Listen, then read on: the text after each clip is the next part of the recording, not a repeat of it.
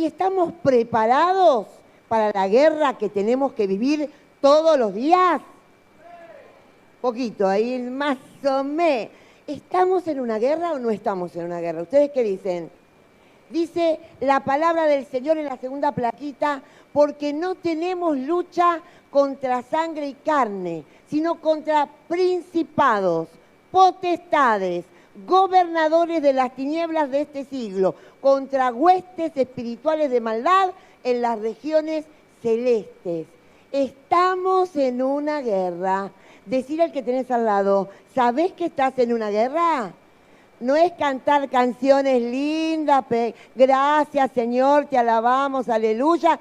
Pero cuando vos te vas a tu casa, cuando comienzan la semana y el día, ¿cómo te preparás para esta guerra? Satanás anda como león rugiente buscando a quién devorar. Y esta lucha no es contra carne y sangre, sino contra principados, contra potestades, contra los gobernadores. Miren cuántas jerarquías satánicas, que en otro tiempo la vamos a hablar. Pero hoy lo que yo quiero hablar es cómo nos preparamos para la guerra. ¿Somos conscientes de esta guerra? Bueno, porque somos conscientes de esta guerra, la semana pasada, terminamos ahora el viernes, tuvimos esta semana de consagración y santificación, ¿no? Con el fin de que toda la iglesia se levantara en oración, en alabanza, en reconocimiento de sus pecados, en pedir perdón, en adorar verdaderamente al Señor. Y así lo hizo toda la semana, la iglesia llena, pero llena, mucha más gente que ahora, toda la semana, toda.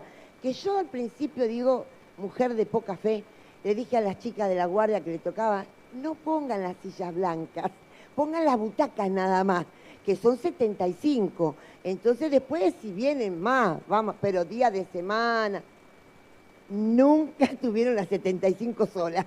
Cantidad, cantidad, cantidad. Y gloria a Dios, porque vimos que la iglesia estaba necesitando, quería, era consciente de esta guerra que estamos viviendo. Mi pregunta es, ¿sos consciente de que vivimos una guerra espiritual? Que Satanás quiere que te vayas al infierno, que Satanás quiere que pierdas tu salvación, que Satanás quiere que vos no vivas una vida abundante conforme al propósito que Jesucristo tuvo y tiene para nosotros, porque Jesucristo dijo, yo he venido para que tengan vida, vida, y para que la tengan, y empieza acá. Esa vida abundante se puede vivir y empieza acá, cuando uno es consciente de la guerra que tiene. Me caigo, pero me levanto en el nombre de Jesús. 7 veces cae el justo y vuelve a levantarse, porque Jehová sostiene su mano. Entonces, estamos conscientes de esta guerra, vamos a analizar principios, ¿no?, que nos dejan ver las cartas de Apocalipsis. Mi marido estuvo haciendo toda la semana un estudio de Apocalipsis y vamos con el primer principio. Cultivar el primer amor. Para que vivir una guerra espiritual en victoria, lo primero que tengo que hacer es cultivar mi primer amor. Y cuando hablamos de cultivar es como si fuera una plantita, me imagino, ¿no? Una planta que yo tengo que sacarle las malezas, que tengo que regarla, que tengo que saber dónde la tengo que poner para que realmente le dé la luz, le dé el sol, pueda vivir. Bueno, nuestra vida tiene que estar puesta en Cristo. Y yo tengo que florecer, que crecer, que avanzar en esta vida cristiana en victoria. Y se puede vivir una vida abundante en victoria. ¿Cómo? En primer lugar, cultivando nuestro primer amor. Quien cultiva el primer amor no se va a corromper. ¿Qué es corromper? La corrupción es lo que más conocemos desgraciadamente en este país, ¿no? Dios bendice a Argentina. Pero la corrupción es lo que más conocemos en este país. Corruptos, corruptos. Se corrompe, se deforma, no es lo que realmente tiene que ser, se degenera. Cuando nosotros tenemos el primer amor, no se va a corromper nuestra fe. ¿Amén? ¿Lo creemos? Bueno, entonces, dice, pero tengo contra ti que has dejado tu primer amor. Recuerda, por tanto, de dónde has caído y dice, arrepiéntete y haz las primeras obras, pues si no, vendré contra ti, pronto a ti, y quitaré tu candelero de su lugar si no te hubieses arrepentido. Entonces, el primer amor, lo primero que dice Dios, Jesucristo en este caso, tengo contra ti que has perdido tu primer amor. ¿Y qué es perder el primer amor? ¿Qué es el primer amor? ¿Cuántos se acuerdan del día que se convirtieron? Bueno, muchos no levantaron la mano, acá nadie levantó la mano por acá. Voy a hacer la pregunta de nuevo. ¿Cuántos se acuerdan del día que se convirtieron, del tiempo en el que se entregaron a Cristo? Yo por lo menos estaba perdida en el pecado, hundida en la muerte, en la desolación, porque la paga del pecado es muerte. Pero el regalo de Dios es vida eterna en Cristo Jesús, Señor nuestro. ¿Cómo estaba yo antes de convertirme? Hundida en el pecado, en la desolación, en la desesperanza, en la soledad, en la angustia, 3 intentos de suicidio, me emborrachaba, fumaba un atado de cigarrillos por día. Hace 44 años que me convertí y nunca volví atrás. Gracias, Señor. Y me acuerdo que cuando yo recién me convertí, que Dios me sacó de un pozo profundo, como dice la palabra en Jonás, mas tú sacaste mi vida de la sepultura. Cuando mi alma desfallecía en mí, me acordé de Jehová, y mi oración llegó hasta ti en tu santo templo. Los que siguen vanidades ilusorias, tu misericordia abandonan, pero yo con voz de alabanza ofreceré sacrificios, pagaré lo que prometí. La salvación es de Jehová. Y dale un aplauso al que vive y al que reina.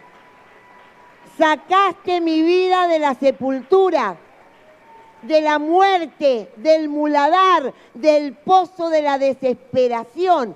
¿Y qué es lo que tuve cuando me convertí? Mi primer amor. Y le predicaba hasta los árboles, porque con los árboles ensayaba cómo iba a predicar. Pero también el Espíritu Santo me decía cosas, ¿no? Gracias a Dios me lo sigue diciendo, que cómo tenía que orar. Yo no entendía nada, porque yo no tenía familia evangélica, cultura evangélica, no entendía nada. Pero el Espíritu Santo me decía cosas. Y una de las cosas que me hacía orar era, Señor, no permitas que pierda mi primer amor. Y yo no entendía, pero Dios sí sabe, Dios sí entiende. Y dice la palabra que el Espíritu, nosotros no sabemos cómo pedir, pero el Espíritu Santo intercede por nosotros con gemidos indecibles. Y el Espíritu Santo tiene que ser aquel que te guíe, porque está para eso, para guiar tu vida a la perfecta comunión con Dios. No que somos perfectos, pero sí que podemos alcanzar una meta, un crecimiento, una madurez que a Dios le agrada y que Dios pensó para nosotros. Amén. Entonces, ¿qué es el primer amor? ¿Cómo lo describimos? Gracias al Señor todavía lo tengo y sigo pidiendo que Dios, que no permita nunca que Dios me quite el primer amor. Me humillo delante del Señor cada día porque la salvación se debe cuidar y ocuparnos con temor y temblor. Y dice, ¿qué es el primer amor? Es pasión, entusiasmo, deseo de más. Esto nos conduce a buscar el ser conforme a la imagen de Cristo y aprender y actuar y a reaccionar igual que como Él lo hubiera hecho en cada circunstancia de la vida que nos toca vivir. En cada decisión que tengo que tomar. ¿Yo qué pregunta me hago hasta el día de hoy? ¿Qué haría Jesús en mi lugar? Esa es la pregunta que cada uno nos tenemos que hacer cada día. ¿Qué quiere Dios hoy para mí? En esta guerra que yo me levanto contra mi propia naturaleza primero. Porque ¿se acuerdan que yo fumaba un atado de cigarrillos por día? un día, cuando estaba convertida, bautizada, porque al mes me bauticé, miro la mesa de luz y veo la Biblia y el atado de cigarrillo. Y ahí dije, no, hay algo que no funciona, porque antes no había la instrucción que tenemos ahora, que te agarramos la puerta, que te tomamos los datos. ¿Qué pasa que me piden todos los datos? Es porque queremos seguirte, es porque queremos ayudarte, es porque queremos que si vos querés tener una verdadera comunión con Dios, la iglesia te tiene que ayudar. Pero en ese tiempo yo estaba solita mi alma, ¿viste? Nada tenía. Pero Dios estaba con nosotros. Y digo, Señor, no puede ser.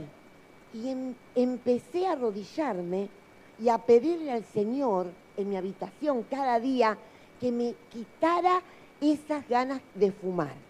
Bueno, pero ¿qué fue lo primero que hice? No compré más. Entonces, vos tenés que luchar contra un pecado, lo primero que tenés que hacer es deshacerte de aquello que te hace caer en pecado. Entonces, y Dios hace la obra. ¿Por qué dice la palabra? Aquel que comenzó la buena obra, la perfeccionará. Y así lo hizo, y así lo hará con tu vida. El primer amor, pasión, entusiasmo, deseo de más, esto nos conduce a buscar el ser conforme a la imagen de Cristo y aprender a actuar y reaccionar igual que como Él lo habría hecho. ¿Amén? ¿Estamos de acuerdo? Entonces, mi vida tiene que ser, una de las cosas que oraba también, era, Señor, o pensaba, no, eso no lo oraba, lo pensaba. Yo, para estar en la iglesia, tibia, religiosa, ¿viste? Que vos no sabés si le duele, si le pica, que yo me acuerdo que tuve una pastora que venía con los anteojos negros de depresión, así, y no saludaba a nadie, y se sentaba y no te acerques cuando estaba con los anteojos negros. La pastora.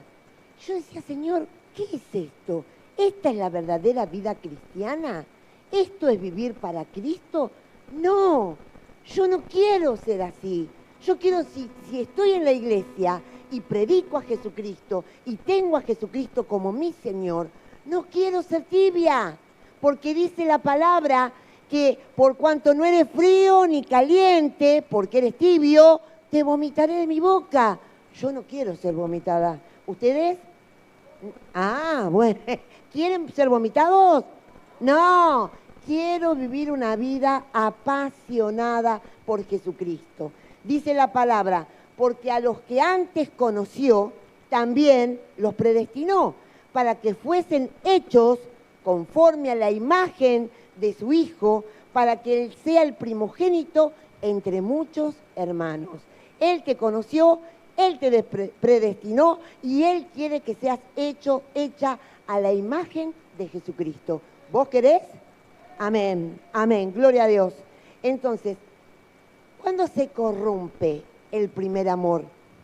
Cuando ya no tenemos devoción a Dios y Él no ocupa el primer lugar, cuando no es el Señor, porque muchos tenemos a Cristo como Salvador, pero no como Señor. Ser el Señor, la palabra Señor, hola Señor, ¿cómo le va? Tome asiento, no es la palabra que está en la Biblia.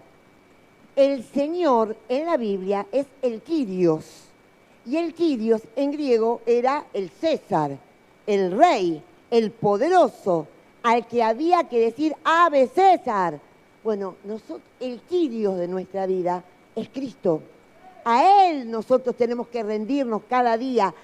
Él tiene que ser nuestro Señor. Él tiene que ser el que gobierne tus pensamientos, sentimientos y voluntad. Él es el que tiene que gobernar tu vida. Y si tu vida no está gobernada por Él, sos un creyente tibio. Sos un creyente religioso. Porque tu vida, para que seas un verdadero discípulo de Cristo y un verdadero hijo de Dios y un discípulo que ama al Señor, tiene que ser gobernada por Jesucristo. ¿Estamos de acuerdo? Amén. Entonces, cuando ya no tenemos devoción a Dios, Él no ocupa el primer lugar, cuando no es el Señor de mi vida, el que gobierna cada una de mis decisiones y acciones. Yo ahí perdí el primer amor. cuando Él no gobierna, cuando Él no decide, cuando Él no está presente cada día guiando mis pasos, llevándome y conduciéndome de acuerdo a su voluntad, en una intimidad verdadera. Cada día yo separo tiempo para estar con el Señor, para orar, para leer su palabra, para estudiar su palabra. ¿Qué dice la palabra? Escudriñen, escudriñen, métanse adentro de las Escrituras, porque ellas son las que hablan de mí. Ellas son las que realmente tienen la verdad. ¿Por qué se cambia el primer amor? ¿Por qué la iglesia muchas veces cambia el primer amor? Por una función. Dentro de la iglesia tengo un puesto, ¿no? Un puestito. Si querés conocer a Josecito, dale un puestito. Y ahí vas a ver cómo es Josecito realmente. Porque mucha gente quiere una posición, quiere un lugar, un estatus. Eso no es vivir en el primer amor. El primer amor no es función, no es cargo, no es año de experiencia o de conocimiento. El primer amor es una pasión, es un entusiasmo, es cada día vivir como a Dios le agrada y cuando nadie te ve. Cuando nadie te ve, ¿qué palabras decís? ¿Qué pensamientos tenés? ¿Qué intimidad con Dios tenés cuando nadie te ve? Y bueno, ahí es donde se ve el primer amor. El primer amor es, ¿no? Tenemos el gráfico, sed de Dios. Miren, viste como el ciervo brama por las corrientes de las aguas, así clama por ti, oh Dios, el alma mía. ¿Cuándo vendré y me presentaré delante de Él? Ese deseo de Dios cada día, amor a Dios, ese amor. Amarás al Señor tu Dios con todo tu corazón, con toda tu alma, con toda tu mente, con todas tus fuerzas y a tu prójimo, próximo, como a ti mismo. Y temor de Dios. ¿Qué es el temor de Dios? Es el respeto, es la reverencia, es el reconocimiento de que yo no soy nada y Él es todo. Es la humillación constante, es conciencia de lo que nada somos y de lo que todo es Él. Eso es el primer amor. Y ya se me adelanta. Ese es el primer amor. ¿Queremos comprometernos con Dios para tener este primer amor? A ver, ¿quién levanta la mano? ¿Queremos comprometernos con Dios para tener este primer amor? ¿Te perdiste de tu primer amor? ¿Dios ya no gobierna tu vida? ¿Querés un cargo, una posición, un lugar? ¿Querés, qué sé yo, que te vean? Eso no es el primer amor. Vamos a pedirle al Señor. Quiero volver, quiero tener, no quiero perder mi primer amor. Quiero tener pasión, entusiasmo por tu palabra, por vivir de acuerdo a tu voluntad, por no pecar. No quiero pecar contra Dios, odiar lo que Dios odia y amar lo que Dios ama. Eso es tener el primer amor. Entonces, ese es el primer principio. El segundo principio para vivir esta guerra espiritual todos los días es vencer el temor. ¿Y qué es el temor? El temor es el resultado de creer una mentira.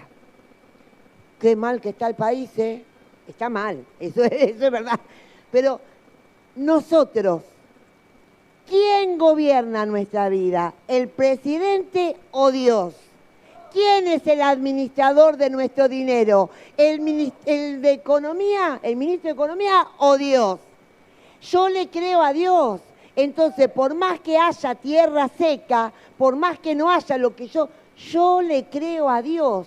Y ustedes saben, voy a dar un ejemplo de lo que puede ser un temor.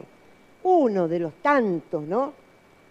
Yo trabajé 4 años en la actividad pública y no me jubilé. Ama de casa y viviendo para Cristo en la iglesia. Y llegaba a mi mente pensamiento, y cuando seas grande, como ahora, como la edad que tengo ahora, ¿qué va a ser de tu vida? ¿Vas a tener jubilación? ¿De dónde? ¿Vas a tener obra social? ¿De quién? ¿Cómo vas a hacer? En el nombre de Jesús, decía yo, resisto. Dios es Jehová Jireh. Él me va a proveer. Yo estoy sirviendo en su obra. Yo estoy viviendo para Él. El temor, ¿cómo nace? En una mentira que vos crees. Pero nadie me va a poder ayudar. Pero si yo no trabajo, no como. Perdóname. Si Dios no te da el trabajo que vos tenés, no comés. Es Dios el que provee. Es Dios el que da. Más vale el que no trabaja que no coma. Más vale que tenemos que hacer nuestra parte. Pero ¿quién es el que me va a nutrir y a dar todo lo que yo necesito? Dios. No le podemos creer a las mentiras satánicas. Cuando vos le crees a una mentira, viene el temor, viene la ansiedad, viene la sobrepreocupación. Porque esto, porque aquello, porque el otro, porque no puedo, porque... No, el amor a Dios echa fuera el temor. Y al temor le decimos, fuera. Yo sé en quién he creído. ¿Vos sabés en quién creíste? Entonces esta guerra vivila en fe, no en temor, no en preocupación, no en estar continuamente ansioso por lo que vendrá. No, no, no, no. El temor es el resultado de creer una mentira. La libertad es el resultado de conocer y creer la verdad de Dios. Amén. Luchamos contra el temor declarando las promesas de Dios. Y la mentira satánica se disipa. Entonces, cuando viene un pensamiento mentiroso que te quiere hacer tener temor, vos tenés que contrarrestar eso con una palabra bíblica, con una promesa. Por ejemplo, de lo que estoy hablando, ¿no? De esto de la economía. ¿Qué promesa podemos decir que la recitamos de memoria? Busquen primeramente el reino de Dios y su justicia, que todas las demás cosas vendrán por añadidura. ¿Lo crees? Fuera el temor. Esta guerra la vivo en mi primer amor y sin temor.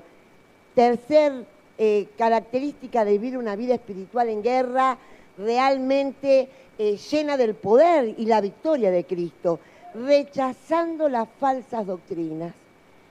¿Cómo estamos en los últimos tiempos? ¿Cómo estamos? ¿Cómo se nota que estamos en los últimos tiempos? ¿Cómo las falsas doctrinas se levantan y polulan? Y como nunca, a veces también, que por ahí no llega a ser una falsa doctrina, pero sí es una situación equivocada, ¿no es cierto? Hay un hermano en la congregación que viene muchos años, dice, pero a mí no me reconocen, y yo, y qué, pum, soy pastor. Y se va de la congregación solito, abre una iglesia y es pastor. ¿Eso es bíblico? No es bíblico. La iglesia es la que envía. Es Dios el que promueve. Y si acá en la iglesia hay pastores, gracias al Señor que nosotros los podemos reconocer, levantar y enviar. Por eso tenemos tantas obras que están funcionando, tantos frentes, porque cuando Dios muestra lo que hay, uno lo reconoce y Dios es el que promueve. Entonces, ese es algo que pasa, que se abre una iglesia como un kiosco, ¿no? Y nosotros nunca kiosco, siempre supermercado. Nosotros nunca kiosco, siempre supermercado. Entonces, no podemos mandarnos solos. Esa es una de las errores de este tiempo. Pero hay cosas más profundas, como por ejemplo, yo lo viví en una iglesia que estuve, allá lejos y hace tiempo. ¿Te sirvió mi palabra? La que estoy diciendo, bueno, vení. Sembrá ahora, ¿cómo se dice eso? Sellá la palabra. Traigan plata, vengan, traigan plata. Yo me quedaba mirando, yo nunca la llevé la plata, porque no sabía lo que era sellar la palabra, sellar la palabra. ¿Dónde está en la Biblia? Sellar la palabra. ¿Dónde está en la Biblia que vos tenés que venir a traer plata porque la palabra fue para vos? Satánico, herejético, ambición, el amor al dinero es el peor de todos los males. Es el amor al dinero, la manipulación a los hermanos. Apostasía terrible. Entonces, qué triste estas herejías. O otra, hacer un pacto. Todo dinero, todo dinero. satánico, porque Satanás se le presentó a Jesucristo y que le dijo, si vos te postrás y me adorás, mirá todo lo que te doy. Sí, lo tiene Satanás. El mundo tiene ese dinero porque Dios lo permitió y Satanás está gobernando hasta que venga Cristo. Pero no vamos a ceder ante esa situación.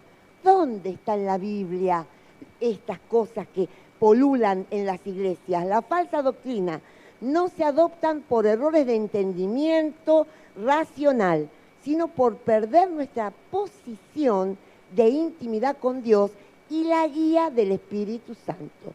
Si yo no tengo una verdadera comunión con Dios, intimidad cada día, cerrada la puerta, orás a tu Padre que está en secreto, y tu Padre que está en secreto te recompensará en público, mostrará tu fe. Pero vos tenés esa intimidad con Dios. Sos un adorador que adora en espíritu y en verdad. Entonces, no van a venir a engañarte. No van a poder engañarte porque la palabra de Dios va a estar grabada en tu mente y el Espíritu Santo te la va a decir. Esto es mentira, esto no está en la palabra, esto no es lo que yo quiero. Pero aquel que se desvía tras errores de la falsa doctrina es el que no tiene comunión íntima, verdadera con el Señor. Puede orar, puede leer, puede hacer cursos, puede venir a la iglesia, a los grupos de vida, pero no hay intimidad y relación profunda, verdadera con el Espíritu Santo. Amén. Entonces, cuidémonos y rechacemos esta falsa doctrina para vivir una guerra espiritual verdadera, para ser discípulos que esperan la venida del Señor. Se necesita oración, adoración verdadera para no ser desviado de la palabra del Señor. ¿Estamos de acuerdo? La última, vencer el espíritu de Jezabel. ¿Cómo estamos con el Apocalipsis? ¿Quién era Jezabel? ¿Cómo arrancó este nombre que después Dios usó? Satanás solo puede tentarte en aquello que deseas. Vos sabés cuáles son tus debilidades. Vos sabés en qué te puede Satanás tentar. Él te va a tentar en lo que es tu debilidad. Él no es omnisciente, no es omnipresente y no es omnipotente, ¿eh? Satanás no tiene las características que tiene Dios, pero sí, como dice el dicho popular, sabe más por viejo que por Satanás, ¿no? Que por diablo. Sabe porque conoce a la humanidad, sabe la bajeza de la humanidad y que siempre actúa de la misma manera. Podrán cambiar los tiempos, tendremos más tecnología, pero el corazón sigue siendo el mismo. Entonces, Satanás solo puede tentarte en aquello que deseas y vos renunciá a esos deseos y experimentarás la victoria.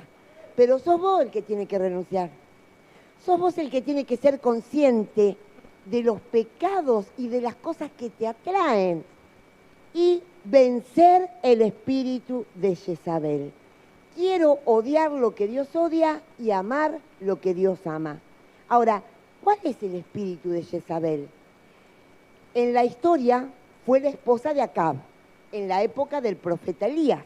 Acab se dejó dominar por ella, una cultura pagana que ella traía, y llevó a la nación escogida por Dios a la idolatría, a la perversión y a la adoración satánica de Baal.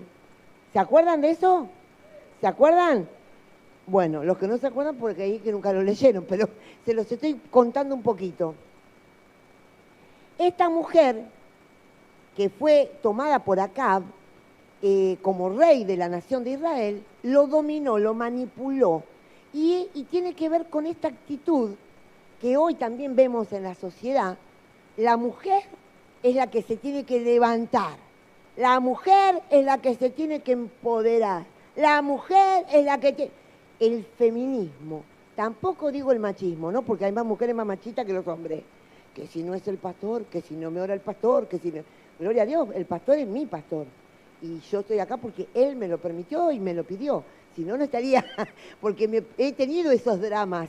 Yo no quería predicar cuando él estaba.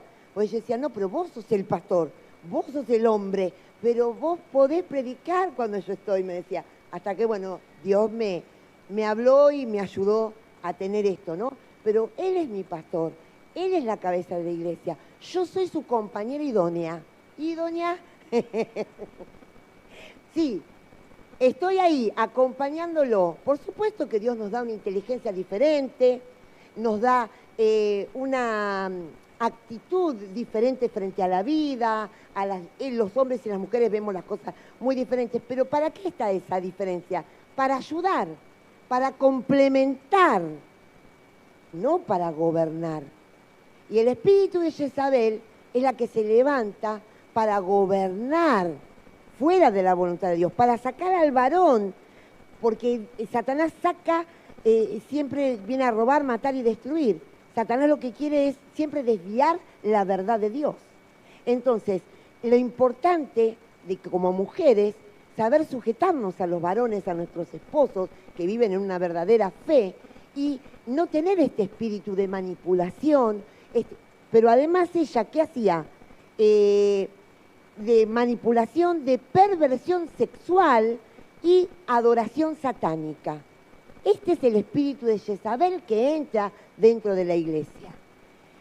La perversión sexual, el adulterio, la fornicación, las orgías, la dominación de la mujer sobre el hombre que tiene autoridad dada por Dios. Él es la cabeza de la mujer y la mujer es la compañera del marido. No somos menos, porque Dios no sacó a la mujer de la cabeza para que sea más, de los pies para que sea menos, la sacó del costado, ¿no? Somos iguales para tener un equilibrio y un complemento, pero Dios designó que el hombre es la gloria de Dios y la mujer es la gloria del hombre. Y lo dice Dios, no es que yo sea machista, lo dice Dios. Y si lo dice Dios, yo lo creo y lo cumplo y lo vivo, porque es un bien para mí. Dios sabe por qué hace las cosas. Entonces esto es todo lo contrario a lo que hace el espíritu de Jezabel. Es la desviación del plan perfecto de Dios, es lo que siempre hace Satanás. Destruye lo que Dios hace y atenta contra su plan redentor. El mayor dolor sufrido por la iglesia en el tiempo de la gracia es la caída de grandes hombres de Dios, pastores, en adulterio, en perversión sexual, no solamente adulterio, sino perversión sexual. Las mujeres que ocupan el lugar de su esposo manipulándolos y llevando al pueblo a una herejía y a la idolatría. Eso no puede suceder. Ese es el espíritu de Jezabel, que Dios condena y que nosotros no queremos. Entonces, ¿queremos vivir una vida espiritual en victoria? ¿Queremos realmente ser discípulos consagrados que adoran, que reconocen el poder y la gracia de Dios? ¿Quieren?